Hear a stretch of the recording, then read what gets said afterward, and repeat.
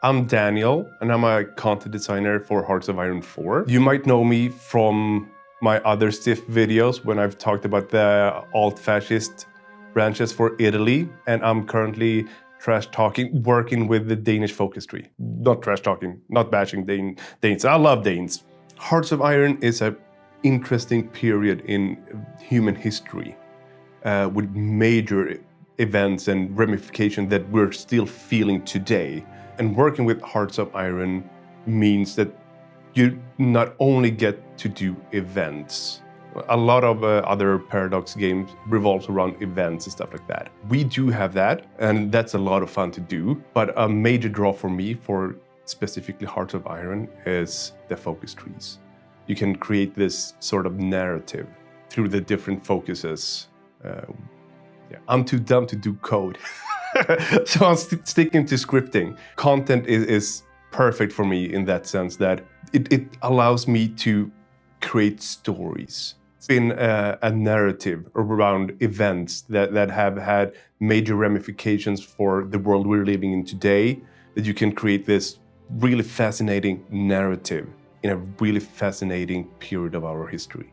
Game development in general means collaborations, because very few people manage to do a game by themselves. And I love working with other people. I have to request art from our amazing art department, 3D, 2D art, and you can spitball ideas with them.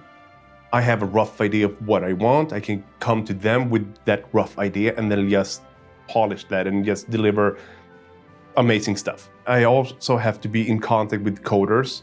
If I want a new feature or I want to change a mechanic or something in the game to fit the narrative I want to tell. I also get to work with other amazing content designers. So it's always this back and forth collaboration.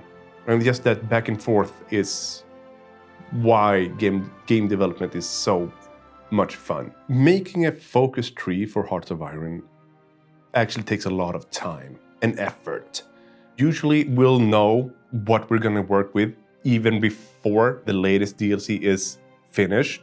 We'll have a rough idea of what countries we're going to work with, what new mechanics we're going to implement and stuff like that. And once we've launched our latest DLC, we're going to start researching the country we're going to work with, finding out what the country was up to before World War II and during World War II.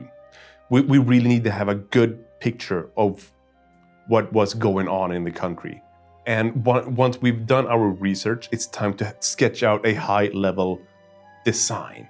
And that's when you start to really carve out what the country is going to be in the game later on. After the high-level design, you can really start to lay out the rough shapes of a focus tree, the different branches, what you want to implement, and you can start thinking of individual focuses, create this narrative that's going to run through each branch.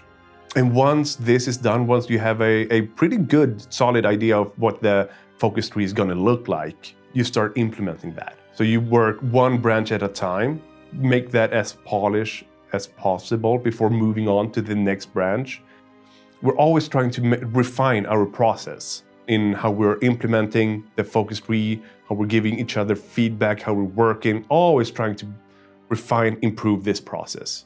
And yeah, that's basically it. You're starting implementing the focus tree, the individual focuses with all the modifiers, effects, and everything like that. You start getting feedback from QA and other designers, always refining, always polishing, balancing the focus tree so it feels good to play. And then when it's time to launch the game, you just hold on tight and hope for the best.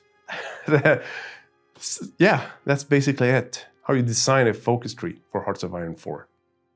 Thank you for watching how to make your own focus tree for Hearts of Iron 4. What part of the game development would you like to see more of? Do you want to see more of how programmers work, how art works, how the UX designer is working? Do you want to hear more from other content designers? Do you want to hear from our community manager? Let us know in the comments below. Don't forget to like and subscribe. I don't know if we do that. Do we subscribe?